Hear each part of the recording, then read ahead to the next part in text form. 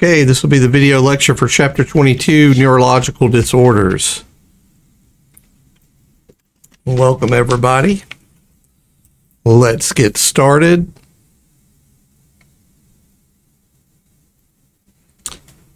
Let me go over here to the intro so I can introduce the chapter. Neurological disorders arise in either central or peripheral divisions of the nervous system. We're going to talk about the altered mental status, how behavioral changes, and some neurological deficits. They're common manifestations of nervous system disorders. We're going to talk about in this chapter the pathophysiology process that helps you understand the importance of your actions. Some of the emergencies that we'll talk about are strokes, seizures, headache, dementia, delirium, selected chronic degenerative neurological diseases, infectious neurological disorders, non-traumatic back pain. Let's review the AEMT of the nervous system, nervous and endocrine system. They're two major control systems of the body.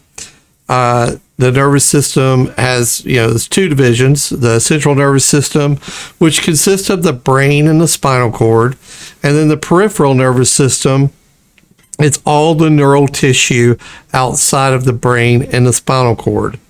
When we talk about the functionality of that, somatic is voluntary, right? So you picking up a coffee cup, it's voluntary, right? And autonomic being involuntary.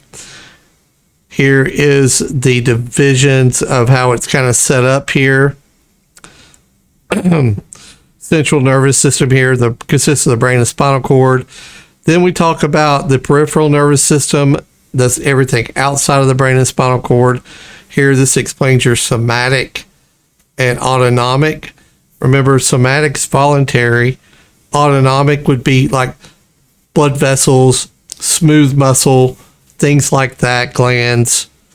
If we look at the autonomic, it's broken into something you're probably familiar with, the parasympathetic and the sympathetic branch.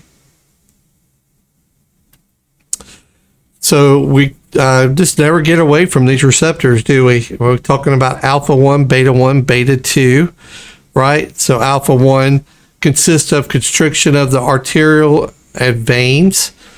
It also includes pupil dilation. Beta 1, one heart, one lung. Beta 1, one heart. This talks about how the heart rate increases by the strength of the contraction, things like that. We talk about beta 2, two lungs.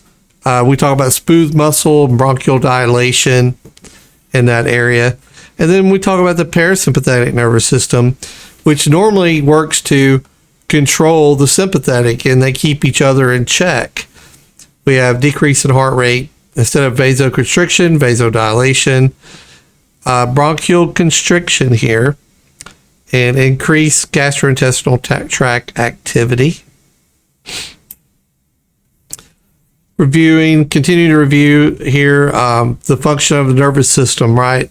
Is to monitor input from the body's environment. It integrates sensory input, and then it coordinates both the voluntary and the involuntary response to the input. So basically, it's like a computer system, right? It has all these sensors and modes out there to pick up environmental changes. It reports back to the central nervous system, where the central nervous system can make those changes and coordinate with the PNS. Like an example would be, the chemoreceptors pick up that we're a lot more acidic than we should be. And so the CNS will coordinate that response to send out signals to the diaphragm to contract harder and to be able to breathe deeper and faster. So let's talk about a synapse, right? And when we talk about a synapse, we're talking about a neuron, and a synapse basically is a gap between the axon and the dendrites of adjacent neurons or effector tissue. Molecules of neurotransmitters secreted into a synapse and bind with the receptors on the dendrites. And I have a diagram coming up, I think. And then the neurotransmitters secrete into the synapse must be broken down to prevent continuous stimulation. So let's take a look at one. Here's the axon. Here's the body, right, of the neuron. And there's the actual dendrites here. And that's how that signal runs down, runs all the way down. These are important neurotransmitters, right? Acetylcholine, right? And so that is the preganglionic neurotransmitter of the sympathetic nervous system, and the pre and postganglionic neurotransmitters of the parasympathetic nervous system also acts as a neuromuscular junction. So you have epi. Well, the opposite of epi would be acetylcholine. Then we talk about dopamine. Sometimes you hear about dopamine, like dopamine receptors or dopamine in the brain controls impulses in the brain, right? It supposedly controls like how you think. A lot of times it allows those neurons in your brain to fire. So increased amounts of dopamine sometimes is required. They look at dealing with Parkinson's disease with this as well. And then we have GABA, and so it inhibits the central nervous system activity. So deficiencies can play a role in anxiety and insomnia. Benzodiazepines like Valium, Xanax work to decrease anxiety by stimulating these GABA receptors. And then you have glutamate, plays a role in learning and memory. Norepi, we know about that one. Helps the well, we know what norepi is, right? It's used by the sympathetic nervous system to stimulate it. And sometimes you hear about serotonin, right? It regulates mood, emotion, but the big one we probably know serotonin for is sleep. The human brain, it consists of 6 major parts, and we have the cerebrium, the diencephalon, the midbrain, the pons, the medulla oblongata, and the cerebellum. And you can look at all these structures here. They're in on this diagram. Let's look at some of the functions for the areas of the brain. We have the frontal lobe, and we've always considered that to be the area of cognition, thinking, problem solving. So a lot of your high level thinking comes from the frontal lobe. We can look at the temporal lobe. This is where hearing, verbal memory for your left, and visual memory for your right. Parietal lobe. And you can read these. A lot of these you probably need to be familiar with. Like, you're probably already familiar with the medulla oblongata, how it regulates respiratory and cardiac function. The pons, right, is super important. The reticular activating system, not quite as science is up in the air about this. A lot of science is still there's still a lot of discussion about what they feel like is going on here with that. Your hypothalamus, a big thing there is the temperature control. So we can look at the cerebrium, and this is your higher brain functions. It's divided into the right and left hemispheres. Each one of these are composed of the frontal, temporal, parietal, and occipital lobes. Again, higher brain function there. Assessment of neurological complaints, and so you can only imagine neuro can affect a lot of things, but mental status being number one. A lot of times behavioral changes, sensory impairment, some people with headaches, weakness, paralysis, and other complaints. All right, so we kind of already know about seeing size up and how that works as EMTs. Nothing's changed there. Primary assessment, though, here, unresponsive patient, obviously you're going to check for carotid pulse first. If no pulse, start CPR. We always check the level of responsiveness responsiveness by our acronym AVPU: alert, verbal, painful, or unconscious, right? That's how we determine that. And so what I always say too is if you have somebody who may be conscious but they're altered, that should, in the back of your mind somewhere, their airway needs to be monitored, right? Because if they're showing signs of being altered now and they're maintaining their airway, who's to say in 30 minutes from now their condition doesn't get worse and they're no longer able to maintain their airway? And so it's super important, and that's how we miss airways sometimes. But just because you show up and they have one doesn't mean that they'll necessarily keep their airway. So what do we need to do? Protect their airway, right?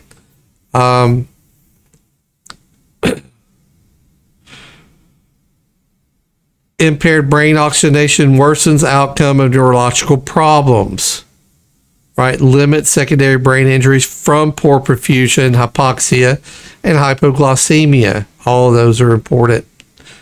We don't need to make the problem worse. We need to make it better. There's a secondary assessment through your OPQRST and sample.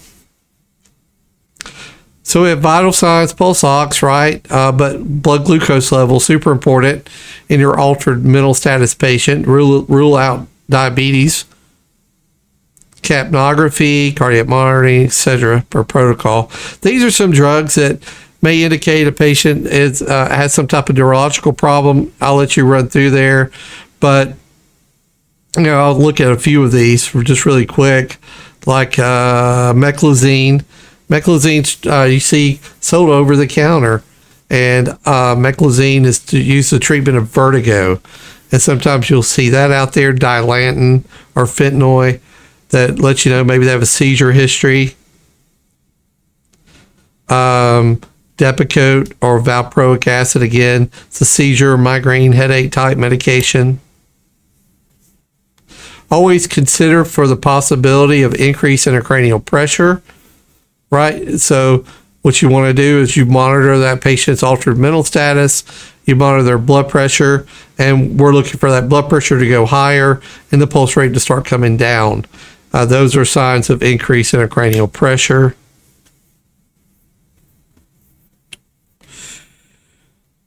Exam of mental and neurological status required in patients with potential neurological problems. Pupils is one thing that we don't want to leave out. Pupils can tell you a lot about what's going on with the brain. If they're sluggish, if one pupil's larger than the other, all of that leads us to suspect that we may have a intracranial pressure that's growing. We want to use the stroke screens tools as well and determine Glasgow Coma scores. So here's the Cincinnati Pre-Hospital Stroke Scale. This is one that we should be very familiar with, right? We're looking for that facial droop, the arm drift, or abnormal speech. Remember, you only need one of these to alert a stroke alert, right? So if you have a facial droop, that's enough. If you have an arm drift, that's enough. And so you want to look at the patient, have them smile for you, and examine their smile to see if you have a droop on one side or the other. The arm drift, you have the patient extend their arms out with their palms up.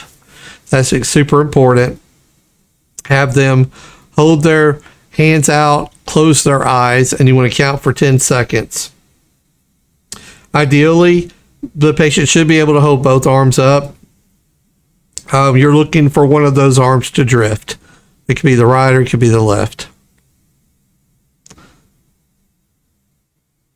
Abnormal speech, right? You can't teach an old dog new tricks. They should be able to repeat that. If they can't repeat that without slurring, then we may have a problem. This is the Los Angeles Pre-Hospital Stroke Screening. You can go through that. You should be already familiar with the Glasgow Coma Scale. clinical reasoning and decision making, right, for understanding the basic functions of the nervous system and the causes of neurological signs and symptoms, altered mental status, behavioral emergencies, headaches, slurred speech, extracranial. So this would be infections, metabolic problems, hypoxia, hypoperfusion, toxins, environmental conditions, and overdoses. And then we look at intracranial. We're thinking maybe traumatic brain injury, stroke, or epilepsy.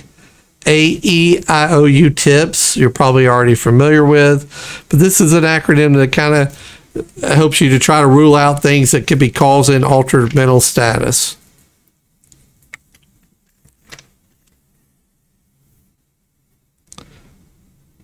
So manage the airway above that's an obvious thing. We have to do that.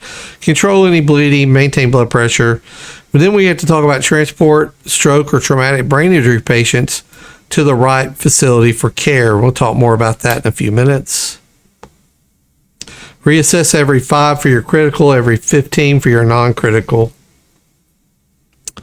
So when we we're talking about altered mental status, and not disease itself. It's an indication of an underlying problem affecting brain function. Vulnerable due to the patient is vulnerable due to decreases, I'll get it right in a second. Due to decrease or loss of reflexes. Again, manage the airway, breathe in circulation, and through AEIOU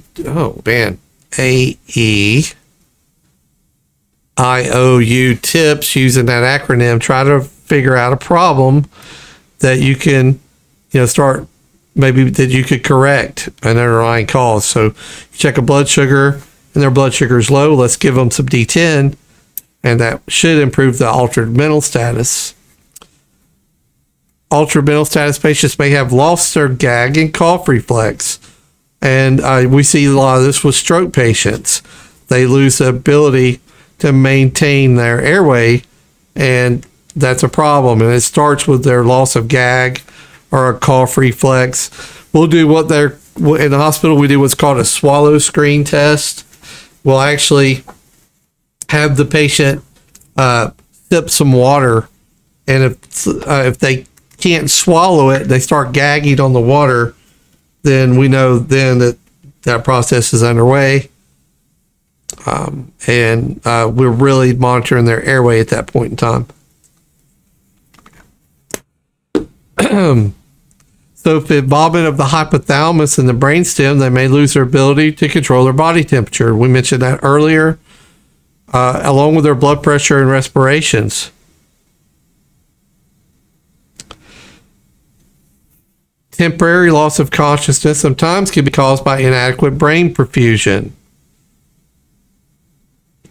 Neurologic symptoms precede loss of consciousness, tunnel vision, loss of vision, seeing stars, ringing in the ears. All are signs, and we're talking about syncope right now, and that's exactly what some people feel right as they're passing out or just before passing out is this. So syncope can be caused by a billion things, right? But let's rule out the real big things that can cause syncope that could be an emergency. One is a cardiac dysrhythmia, like runs of VTAC or runs of VFib can cause a patient to have a fainting or syncopal episode. So it's super important that we put the patient on the monitor and see if maybe that's something that's causing their syncope spell. Changes in components needed for adequate blood pressure. All right, so let me give you an example here. I had a guy one time who had what we called a sick sinus syndrome, and what that meant was it took his sinus node was had a problem, and so the AV node would pick up for when the sinus fell out. The problem was it was taking the AV node a good minute before it decided to pick up.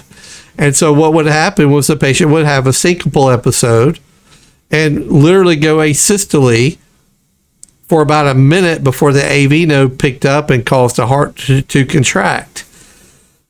So what would happen with him was he would lose his pulse rate for about 60 seconds. And he looked, the call came in as a cardiac arrest, and literally his wife was tore out of the frame because she thought he was dead. And, guess he was for like a minute. And it's not that I didn't believe her, but I kind of discounted it until it happened in front of us, until in front of me. And then I got what she was talking about. But that caused a syncopal episode. Anytime your pulse rate goes from normal to nothing, or it don't even have to go to nothing, it could go to 40 or 30. Remember, cardiac output equals heart rate times stroke volume. So if you lose your heart rate way low, then you're going to lose your blood pressure, and then you can have a syncopal episode. Medications that prevent an increase in heart rate or vasoconstriction, right? So beta blockers, right? A lot of people take beta blockers for hypertension, and so that prevents their heart rate from increasing a lot, and also prevents vasoconstriction. So if they take too much of a beta blocker, it could cause syncope. But we could go on and on and on with causes of syncope, but because there's so many, but we're looking, basically we want to rule out heart-related problems first, and then move on from there. So even here, it's the underlying causes in most cases is cardiovascular, not neurologic. And that's why we concentrate so hard on the cardiac, especially in someone who's cardiac age. It can be benign, or it can have potential life-threatening causes, just like I said. It's possible for a patient to sustain injury from the syncopal episode. My mother, who's elderly, had a syncopal episode and broke her hip during that syncope. So, a simple syncope can cause a bigger problem. And that, in her case, was a fractured hip. Thoroughly evaluate and encourage to be transported to the hospital, because sometimes this is an electrolyte problem. It could be hyperkalemic, hypokalemic, could be some major issues in their blood work, and that cause the syncopal episode. So take the time to run down to the emergency department. Let's get some blood work done just to make sure, right? I'd rather check everything out and say, look, we can't find a reason, an emergent reason that caused your passing out. At least you have a little bit of comfort in knowing when you go home that you're okay. Let's talk about stroke. I have a little bit to say about this. Leading cause of death and disability. The area of the brain that deprived of circulation and thus of oxygen and glucose. It should kind of sound familiar when we deal with acute myocardial infarctions. That's exactly what you have, except it's happening to the heart, right? Ischemic strokes or blood clots are blocks in arterial blood flow to the portion of the brain. And then we have hemorrhagic stroke, and this is the rupture of the blood vessel within the cranium. So two different types of stroke, ischemic or hemorrhagic. And we can kind of think of an ischemic stroke as, we could think of that as you would think of an MI affecting the heart. Let's talk about thrombectomy for a second. So what is a thrombectomy? Right. So when we're going back and we're thinking about, we're using that example as one of your coronary arteries being blocked. What do? Well, we call a STEMI alert. We take you to a hospital that has a 24-hour cath lab, right? We go to Emory, Grady, one of those hospitals, right? If we're in the county. And we go there, and what happens? Well, they get that patient over to the cath lab immediately. And then what do they try to do? They try to go in and stent that vessel, make it open so that what? So that blood can return to the heart muscle. And hopefully we don't lose that muscle, right? Well, I want you to think of stroke in the same way. This is 2025, and there's been a lot of changes in stroke care. And a thrombectomy uses a catheter. It's just very, very similar to a cardiac catheterization to quickly reopen blocked arteries in the brain. This procedure can be done in as little as 20 minutes. And if we look at randomized trials, they show that rapid mechanical thrombectomy significantly improves the outcomes in anterior circulation, internal carotid arteries, M1 blockages, or the big one here, large vessel obstruction stroke patients. And so what is an LVO? Well, the LVO really, it can be just about any of your stroke patients, but we like to really call it an LVO as in a patient who has total left-sided paralysis, total aphasia, things like that. But again, don't get caught up in the weeds there. I usually just suspect every stroke patient as having an LVO, and I'll get to that in a sec, or why I think that way. So time equals brain. And so if we look at this, we know that 1.9 million neurons die every minute. For every minute a stroke is left untreated, right? And so now we can look at that every minute, and we can say, well, every minute left untreated costs a patient about a week of independent life. Patients who receive a thrombectomy in a timely manner, they increase their life expectancy by 5 years. Some live normal lives after this treatment. They're twice as likely to be independent in 90 days after their stroke, and they gain a week of healthy life for every minute saved in getting them the appropriate care. So let's talk about the appropriate care, right? We cannot take this patient to DeKalb Medical Center, Hillendale. You cannot take this patient to Rockdale Medical Center. You cannot take this patient to Piedmont Henry, Piedmont Newton. Nope, you can't do it. We need to be looking at a level 1 comprehensive stroke center. And we're so lucky in this area to have them. So here they are. Piedmont, Atlanta, Emory University, Grady. We have 3 of these centers that do this right here in our own neck of the woods. Some other ones I listed here is Wellstar Augusta, Northeast Georgia Medical Center in Gainesville, Kennestone Hospital up in Cobb County, and Wellstar Norfolton, you guessed it, up in Norfolton County, Roswell, Alpharetta area. All of these hospitals are level 1, they're comprehensive stroke centers. Ideally, a stroke patient would be treated at a level 1 stroke center, which offers a full spectrum of neuroendovascular care. And that also includes thrombectomy. You should only consider a level 2 hospital, which is all the others. Only consider a level 2 for your stroke patient if you are, if you were 2 hours away or longer from one of these facilities, and we're not. We're within an hour of all of these facilities. I mean, Emory, we're 20 minutes.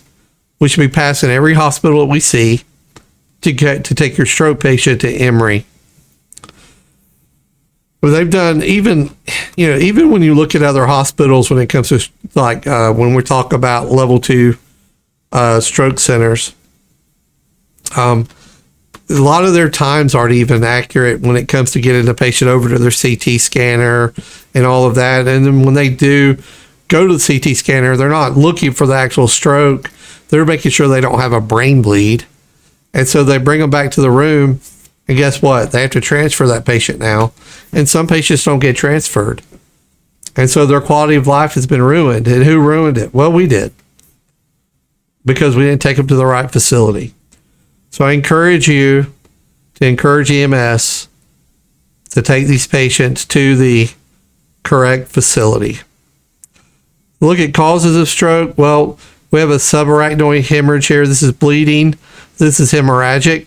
It bleeds into the subarachnoid space. We have intracerebral hemorrhage.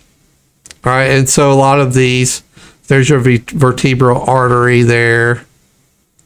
But a lot of those are hemorrhage. And if we look over here, we can look at our ischemic strokes. There's an embolus there. There's a thrombus there. And a big thrombus there. So that's your ischemic strokes. And so the goal of thrombectomy is to go in there and remove that. And that restores blood flow. Yes, I mean, you'll hear other hospitals that aren't comprehensive stroke centers talk about giving TPA or the equivalent of a clot-busting drug. But you ever heard the term peeing in the wind? Because they don't dissolve a large thrombus. The clot-busting drugs will dissolve small thrombuses, but they will not dissolve a large thrombus. That's why we need to make sure that we get these patients to the correct facility.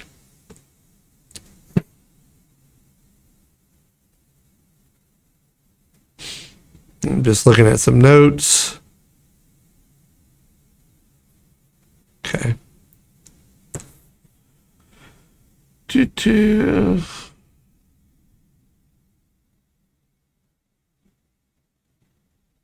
Okay.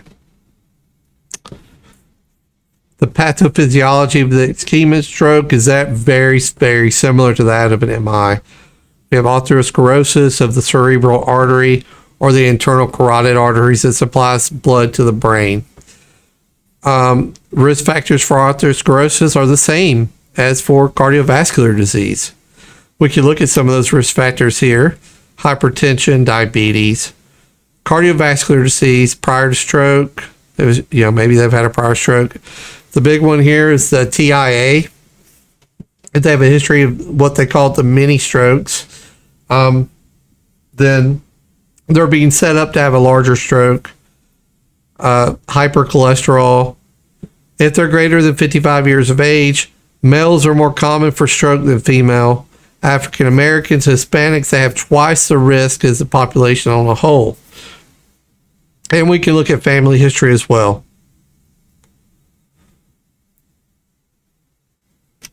Hypercoags, like pregnancy, sickle cell, cancer, all are risk factors. Smoking is a risk factor. Obesity, an irregular heart rhythm known as atrial fibrillation, because a lot of that blood doesn't get ejected out of the ventricle, especially the left ventricle, as forcefully as it needs to. So what happens? Well, it piles up on the actual valve, the aortic valve, and once it do there, it clots, and then eventually it comes off of that valve and gets circulated, and they're very small clots, but they end up finding their way to the brain. Someone who's been very inactive, maybe like a status post hip fracture, something like that. Illicit drugs, especially stimulants, when we look at cocaine, methamphetamines, IV drug abusers, alcoholics, all right, hormonal contraceptives, and those that they can even link migraine headaches to stroke. Hemorrhagic stroke, now this is one that it's much harder to treat. They have a higher death rate because the brain does not like to have fluid in it. And when we're bleeding inside, it's usually not a good day. They usually occur because of an aneurysm. Untreated hypertension for years can put you at risk for this. Damage and death can begin as little as 4 minutes. Let's look at some of the terminology that surrounds stroke, and we have aphasia. So that's the difficulty with or loss of language skills. It could be maybe receptive, difficulty understanding others, or expressive, difficulty expressing oneself. And sometimes you'll have the patient who's saying, "I put my keys in the refrigerator," but they think they're saying, "I put my keys on the counter," but they're not saying counter. They're using other words, and so they're having a hard time expressing themselves. And this also can include written language as well. Ataxia, it's a lack of coordination. Dysarthria, so this is difficulty speaking due to weakness or paralysis of muscles involving speech. And then we have hemiplegia, loss of half the visual field. I had a stroke the other day at the hospital. That was his only complaint, was he couldn't see. He didn't have peripheral vision out of his right side. Then we have hemiparesis. This is weakness to one side of the body. Hemiplegia is paralysis on one side of the body. So let's look at TIA for a second. This is temporary interruption in perfusion from some type of atherosclerosis disease or emboli. The signs and symptoms usually resolve, and they can resolve in the earliest 30 minutes up to 2 hours. These are patients, sometimes you call a stroke alert on, they have slurred speech, left-sided weakness, etc. And you roll up to the hospital and they're talking normally now. They don't have the weakness anymore. But these patients are at high risk for another stroke. So the common warning signs of a stroke: hemorrhagic often begins with a sudden severe headache. Unlike other headaches this patient has experienced, and this is usually followed by progressively worsening signs and symptoms. If we compare that with an ischemic stroke, that a lot of times they won't have a headache and they won't have really any signs or symptoms on onset, other than maybe the slurred speech or the weakness, or maybe even paralysis. They hadn't just hit them out of the blue, right? So the stroke chain of survival, fast ED, right, is a good one to use. We want to support as soon as we notice that face. If we notice arm drift, speech, and T for time, right? We want to make sure that we are getting that last known normal, right? Because the other thing is, if you're going to a level 2 stroke center, there's a time frame on those drugs, right? And their time frame for thrombectomy is much longer. Thrombectomy can be, you can go in with 24 hours of symptoms, right? So you want to support if there's any lost function in the airway control. It may start off where they can't maintain their airway. Literally, you have to suction them. You may not have to bag them on the onset. You may just have to suction them. But if you don't suction them, then you can lose your airway. We're looking to maintain SpO2 of anywhere from 94%. Again, the onset time, IV, INT. And you want to maintain a blood pressure of greater than 90, but 90 is fine. We don't want their pressure to be too high.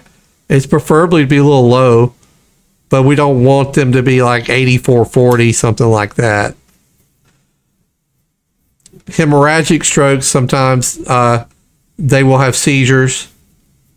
So be prepared to manage a seizure, and ischemic strokes can have seizures as well, right?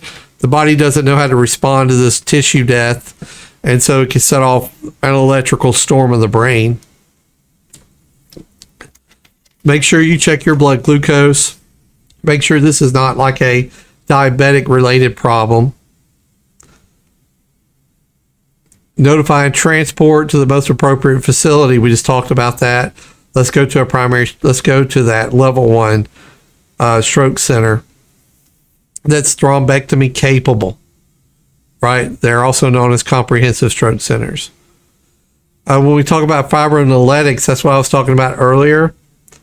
Those are those clot busting drugs. They must be initiated 3 to 4.5 hours from the onset of the signs and symptoms. And if you have any history of bleeding, any history of any type of OR work, any history of ulcers, anything, then there's a good chance they won't even receive that drug. Fast ED scale. So we have facial, arm, speech, time of onset, eye deviations, denial or neglect.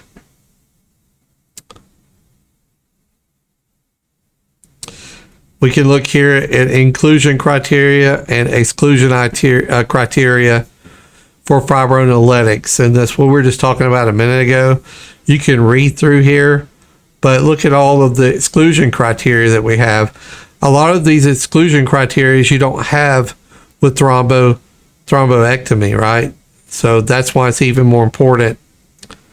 Let's get these patients to the facility they need to go to.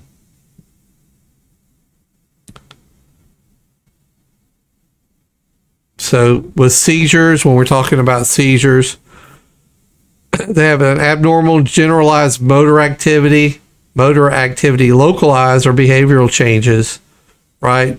And so all of those can be a form of a seizure. Here's some of the underlying causes of seizure. Epilepsy being probably the first. Any type of toxins or drugs, metabolic disorders, and one metabolic disorder is anything causing fever, right? Strokes and tumors.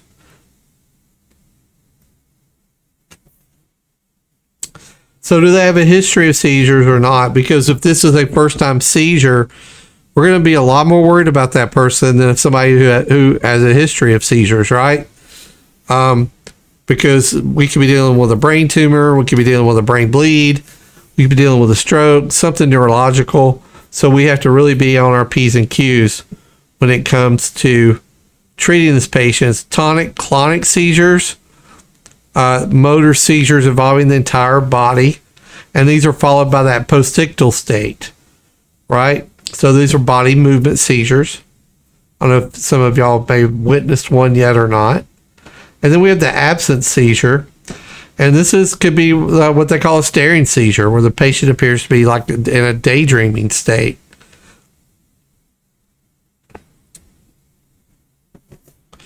Partial seizures are seizures that are focal or localized to one area of the brain, and they break off into two different ones. We have simple partial seizures. This could be motor sensory type phenomenon, or a complex partial seizure. This is accompanied by aura, involved impairment of awareness associated with stereotyped movements and postictal period. So we're probably more adapt to a complex partial seizure in the field than a simple seizure. So here we have a general tonic-clonic or grand mal type seizure is a sign of abnormal release of electrical impulse of the brain. That's why we like to call it like an electrical storm. So here the patient, see, they have that gaze, and then there's that part of the seizure where they contract, right? And see, here we have one arm stiff, one arm's contract. And then this would be the postictal phase right here.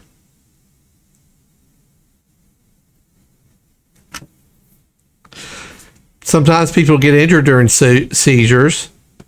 So injury is a something we need to look out for. Hypoxic, they can become acidotic.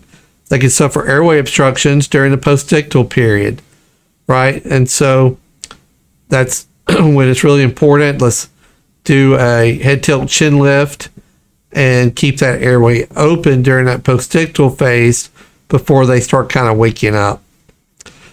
They can be in a postictal phase. They can be sleepy for several hours following a seizure.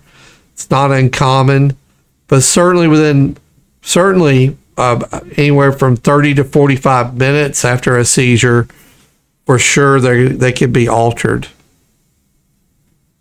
Then we have to worry about copious oral secretions or even blood in the airway.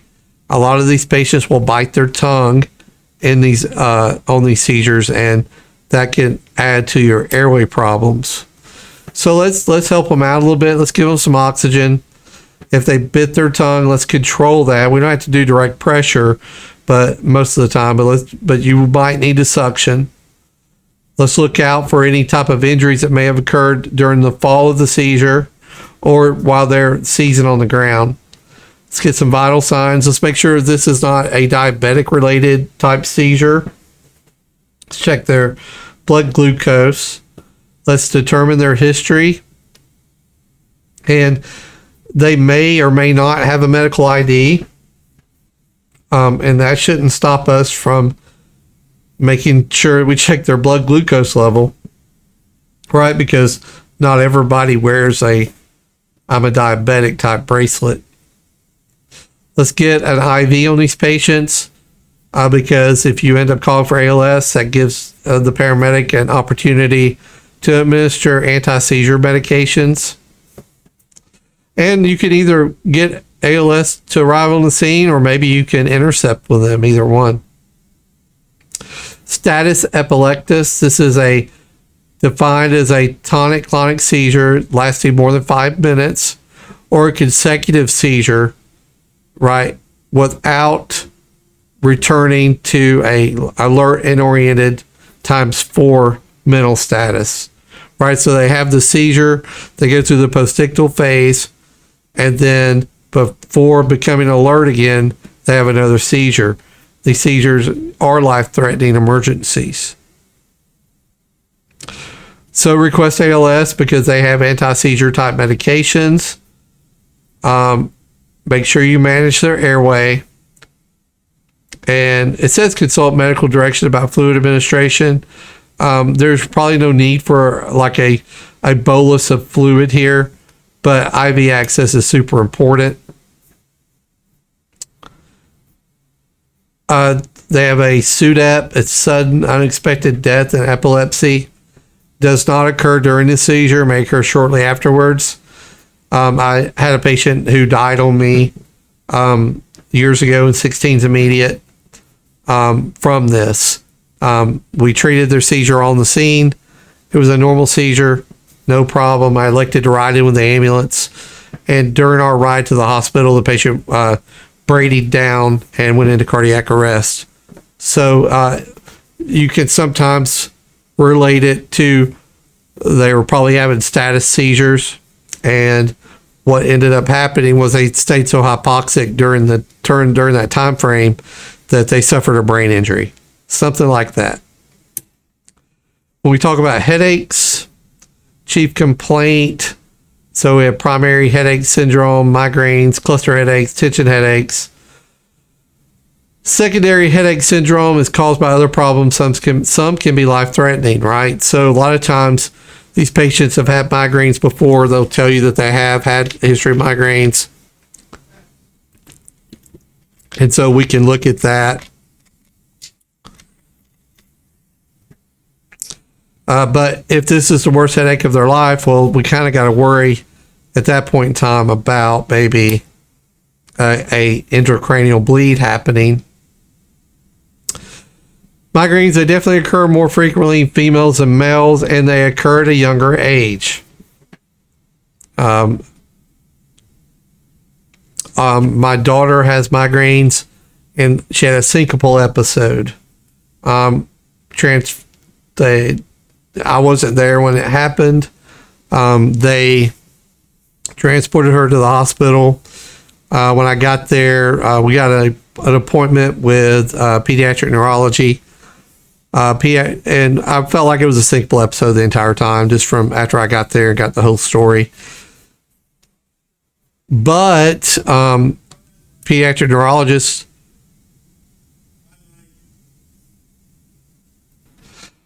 and so the pediatric neurologist said that she has migraines, and I was like, for real?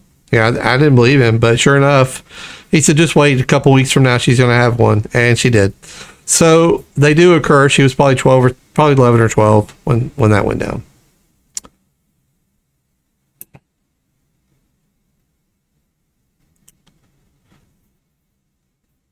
So headaches, these can last from minutes to hours. Some of these patients have an aura prior to the onset, and these patients are usually 99.9% of the time they have a photosensitivity with nausea and vomiting. So if you have somebody who's looking at their phone during their migraine, your BS meter could probably be kind of high on that, because most of the time these patients can't stand light. So the primary headache syndromes, we're talking about, they have cluster headaches. These are uncommon. They occur more frequently in males.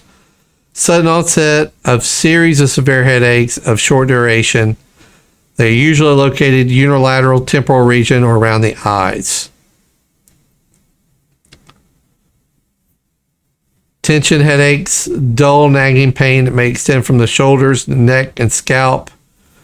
And they kind of look at these as possibility of abnormal serotonin or a neurotransmitter activity like dopamine. So this can be common in vascular problems, CNS or non-CNS infections, glaucoma, hypoxia can cause headaches, toxins, high altitude syndrome, tumors, or hypertension. Hypoglycemia, carbon monoxide exposure, fever, dental problems, preeclampsia, and the list goes on. Hypertension. So let's talk about subarachnoid hemorrhages. This is bleeding accumulates between the brain and the arachnoid layer of the meninges. Think about that, a very thin layer that surrounds the brain that causes, it's, like I said, blood gets in there. And the brain definitely does not like that. This usually happens or complains of sudden onset of a severe headache, followed by nausea, vomiting. And then after that, you can have an altered mental status. Meningitis, neck stiffness, and photophobia. So meningitis is something else to consider. Almost all these patients, 50% of them have normal vital signs, normal level of responsiveness, no neck pain or stiffness, excuse me, and it may result in death or disability. Dementia, remember, I think we have a good idea of dementia, probably, I don't know, may not yet, but progressive condition in which intellectual function severely impaired may be accompanied by emotional behavioral changes. This is when you see a lot of these older folks that are suffering dementia become very paranoid about even their own family members they're paranoid about. Intellectual components, impaired memory, they lose some of their reasoning and problem solving skills, language, and other cognitive skills. These incidents increase with age, not normal consequences of aging though. The pathological causes, we can look at Alzheimer's, multi-infarct dementia, so suffer some type of stroke, or a frontotemporal dementia type syndrome. Sometimes dementia patients can be calm and tolerant. World can be a frightening place for these patients. The patients can be agitated and even become combative. Behavior arises from confusion. We can talk to the caregivers and ask about sudden changes in mental status. Delirium, acute state of confusion that occurs from underlying problems, right? And so these are your patients that suffer, you'll notice, infection or metabolic disturbances. I like to think of these are your, your male patients in their 50s, 60s, 70s who are suffering from a urinary tract infection and fever. They can be in a delirium type state. They may have delusions, hallucinations, and they may become easily frightened. Just continue to try to reassure the patient and protect them from harm. Excited delirium. These are your patients that we have encounters with, sometimes even with law enforcement. Your cocaine, your methamphetamine users. And the problem here is we got to be careful in how we treat them, because patients with excited delirium, once they do calm down, they tend to crash so hard that they go into some type of respiratory to cardiac arrest.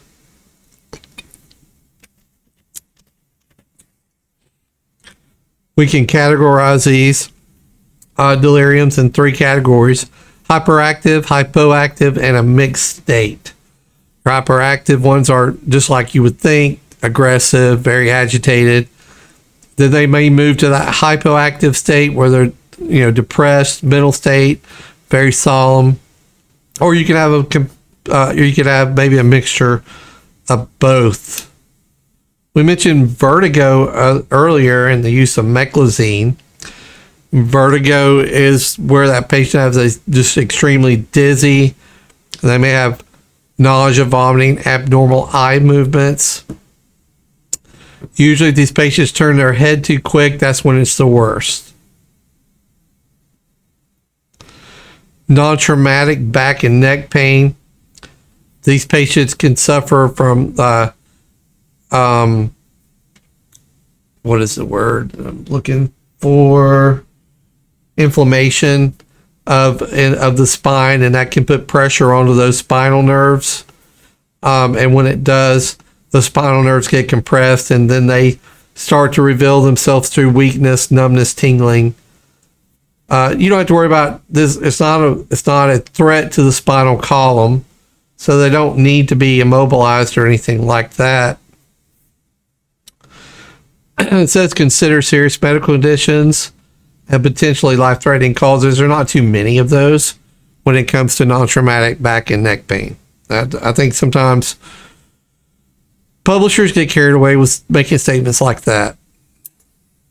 Encephalitis, meningitis, brain abscesses all produce neurological signs and symptoms. Encephalitis is an inflammation of the brain by viral infection.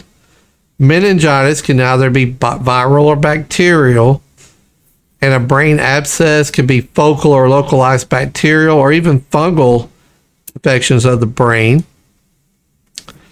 Bell's palsy. My sister had Bell's palsy, and it looks just like a stroke. It's a temporary weakness or paralysis of the facial nerve.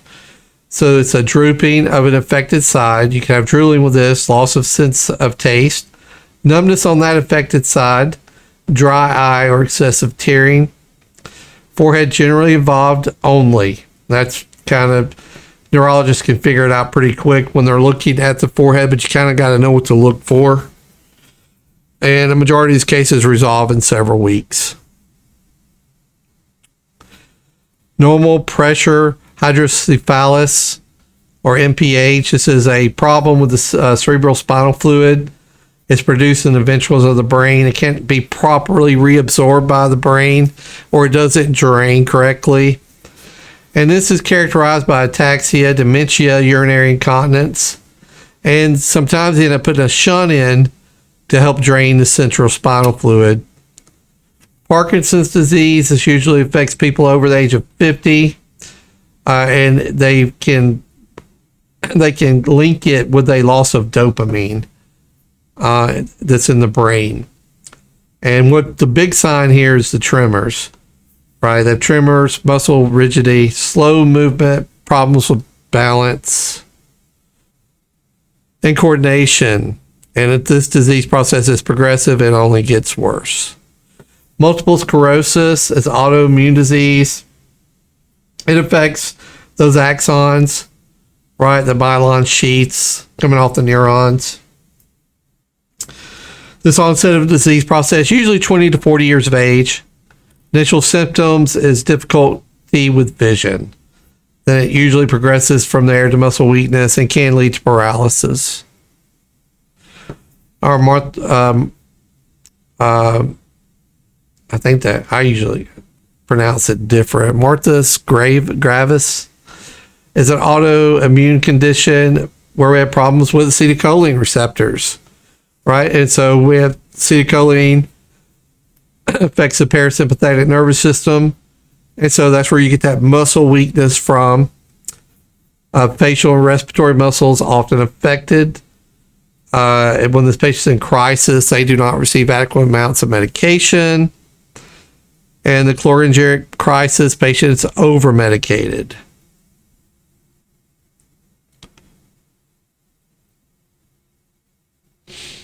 Okay. Peripheral neuropathy can be an autoimmune result of injury or toxins. This is a disorder of the peripheral nervous system. Pain, burning sensation, numbness, tingling, weakness, wasting of affected muscle groups. So you get this a lot of times when patients they're bedridden for a while. They could get peripheral neuropathy.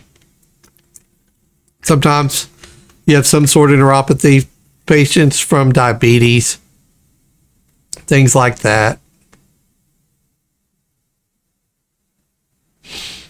All right, let's see where we're at.